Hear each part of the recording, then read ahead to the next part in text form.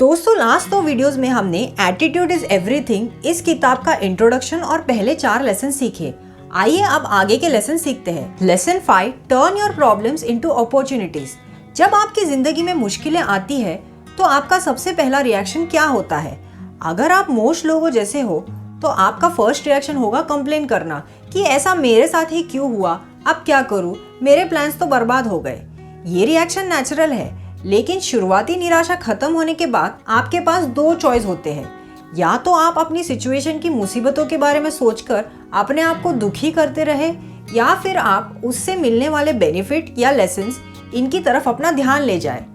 हाँ, जब चीजें आपके प्लान के अकॉर्डिंग नहीं जाती तो आपको अनिश्चितता और संघर्ष का सामना करना पड़ेगा, लेकिन इसका एक दूसरा पहलू भी होता है। हर प्रॉब्लम हमेशा प्रॉब्लम नहीं होती, वो एक अपॉर्चुनिटी भी हो सकती है। जैसे कि एक प्रॉब्लम को सॉल्व करने के लिए आप एक एडजस्टमेंट कर ले जिसकी वजह से आपकी ओवरऑल लाइफ इम्प्रूव हो जाए।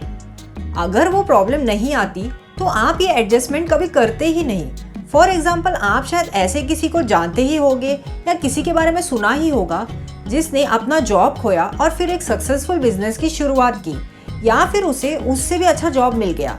अक्सर ऐसे लोग कहते हैं कि अगर उन्हें जॉब से निकाला नहीं जाता तो वो अपना बिजनेस कभी शुरू ही नहीं करते या नया जॉब कभी ढूंढते ही नहीं। तो जो सिचुएशन उनके लिए एक एडवर्सिटी की तरह शुरू हुई वो उनके लिए एक गोल्डन अपॉर्चुनिटी बन गई। ऑथर का खुद का करियर ट्रांजिशन एक एग्जाम्पल है कि कैसे प्रॉब्लम्स और डिफिकल्टीज से बेनिफिट भी आ सकते हैं। ऑथर को कभी मोटिवेशनल स्पीकर बनने में कोई दिलचस्पी नहीं थी। अपने लॉ करियर की अनहैप्पीनेस को सॉल्व करने के लिए वो बहुत सारे सेल्फ डेवलपमेंट लिटरेचर लर्न करने लगे और उन्हें उनका hidden talent as a motivational speaker पता चला। Lesson 6, your words blaze a trail. आपके वर्ड्स का आप पर बहुत पावरफुल इफेक्ट पड़ता है। वो आपका फ्यूचर ब्राइट बना सकते हैं, डिस्ट्रॉय कर सकते हैं, या जैसा है वैसे ही मेंटेन रख सकते हैं। आपके वर्ड्स आपके बिलीफ बन जाते हैं और आपकी बिलीफ आपकी रियलिटी। तो हमें जितना हो सके उतना अपने गोल्स के बारे में पॉजिटिव वर्ड्स और लैंग्वेज यूज करनी चाहिए। अब आप सोच रहे होंगे कि अपने गोल्स के बारे में पॉजिटिव बातें सिर्फ अपने आप से करें या दूसरों से भी। अगर आप दूसरों से ऐसी बातें करोगे तो हो सकता है वो आपको घमंडी समझे या आपका मजाक भी उड़ाए। इस बारे में ऑथर कहते हैं कि जितना हो सके उतना अपने आप से पॉजिटिव सेल्फ टॉक कीजिए। इससे ये आपके सबकॉन्शियस माइंड में अपनी जगह बना लेंगे। दूसरों के सामने अपने गोल्स शेयर करने से पहले ये ध्यान रखें कि कभी किसी नेगेटिव इंसान से अपने गोल्स ना शेयर करें। वो सिर्फ आर्ग्यू करेगा और आपको रीजंस बताएगा कि आप सक्सेसफुल क्यों नहीं हो सकते हो।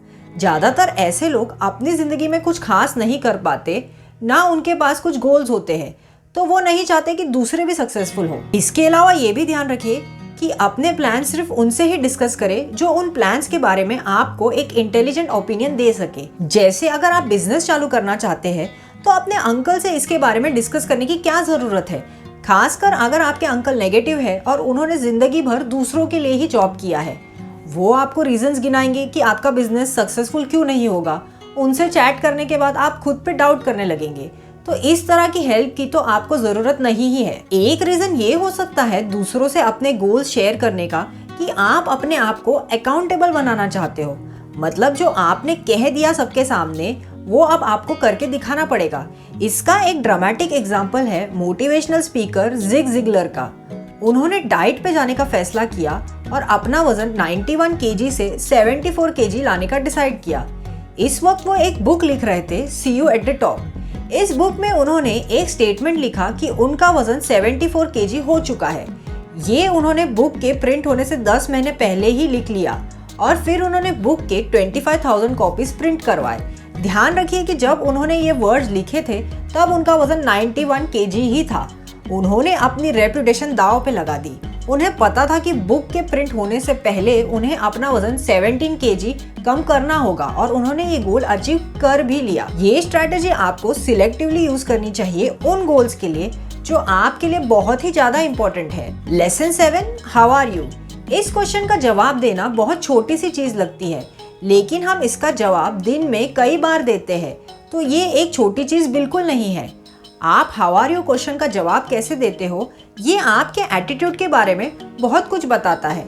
हम इस क्वेश्चन को 3 तरीके से आंसर कर सकते हैं। नेगेटिव रिस्पॉन्स, जैसे कि आई एम टायर्ड, आज तो मेरा दिन ही नहीं है, या मत पूछो। मीडियोकर रिस्पॉन्स जैसे कि ठीक हूँ, चल रहा है बस, आई एम ओके या I am fine. Mediocre response negative responses से तो बेहतर है, लेकिन इनमें कोई एंथुजियाज्म नजर नहीं आता। पीपल जो मीडियोकर वर्ड्स यूज करते हैं उनका एटीट्यूड भी मीडियोकर सा बन जाता है। इसके बाद आते हैं पॉजिटिव रिस्पॉन्स जैसे कि बढ़िया हूँ, फैंटास्टिक, ग्रेट या टेरिफिक। जब भी हम ये वर्ड सुनते हैं या बोलते हैं तो हमारी फिजियोलॉजी इफेक्ट होती है और हम एनर्जाइज फील करते हैं। इसलिए ऑथर जब भी उन्हें कोई हाउ आर यू पूछे तो जवाब में हमेशा टेरिफिक कहते हैं। Lesson 8, stop complaining. Author complaints ऐसी चीज़ों को बताते हैं जिनका हम बात करके कोई सोल्यूशन नहीं निकाल सकते, जैसे कि अपनी बीमारी के बारे में सारा वक्त लोगों से बात करना। अब आपकी बीमारी में लोग आपकी क्या मदद कर सकते हैं, वो डॉक्टर तो है नहीं। यूजुअली लोग ऐसी बातें दूसरों को बताते हैं सिंपैथी पाने के लिए, लेकिन होता ये है कि प्रिंसिपल ऑफ एस्केलेशन बीच में आ जाता है। एग्जाम्पल, आप अपने दोस्त को बताओगे कि आपको सर्दी बुखार की वजह से कितनी तकलीफ हुई, आपका दोस्त आपको बीच में ही टोक देगा और बताएगा कि ये तो कुछ नहीं था। जब उसे 104 डिग्री बुखार हुआ था तब उसे हॉस्पिटल में एडमिट करना पड़ा, वो तो बस मरने ही वाला था। कंप्लेनर्स को ये खेल खेलना बहुत ही पसंद आता है। उनका दर्द आपके दर्द से हमेशा बड़ा होता है। इसके अलावा लोग ऐसी चीज़ों के बारे में भी कंप्लेन करते हैं जिसका ना तो उनकी ज़िंदगी पे कोई खास फर्क पड़ता है और ना ही उन्हें वो कंट्रोल कर सकते हैं, जैसे कि वेदर या फिर किसी को उनसे बड़ी खिड़की वाला ऑफिस रूम मिल गया। देखिए, लाइफ हमें वैसे भी इतने सारे मुश्किल चैलेंजेस देती ही है, तो ऐसी फालतू की चीज़ों के ऊपर ध्यान देके हम अपना समय क्यों बर्बाद करें। स्टॉप कंप्लेनिंग का मतलब ये नहीं है कि आप अपनी प्रॉब्लम्स को इग्नोर करें, बल्कि कंप्लेन करने की जगह आप अपनी एनर्जी फोकस करें वो स्टेप्स लेने में जिससे आपकी प्रॉब्लम सॉल्व हो सके। तो ये थे कुछ लेसन्स एटीट्यूड इज एवरीथिंग इस किताब से। बुक के आगे के लेसन्स का वीडियो देखने के लिए चैनल को सब्सक्राइब कीजिए और बेल नोटिफिकेशन भी प्रेस कीजिए। इस बुक का गिव अवे भी चल रहा है मेरे इंस्टाग्राम पे, उसे चेकआउट जरूर कीजिएगा। चलिए मिलते हैं नेक्स्ट वीडियो में, तब तक के लिए good bye and take care.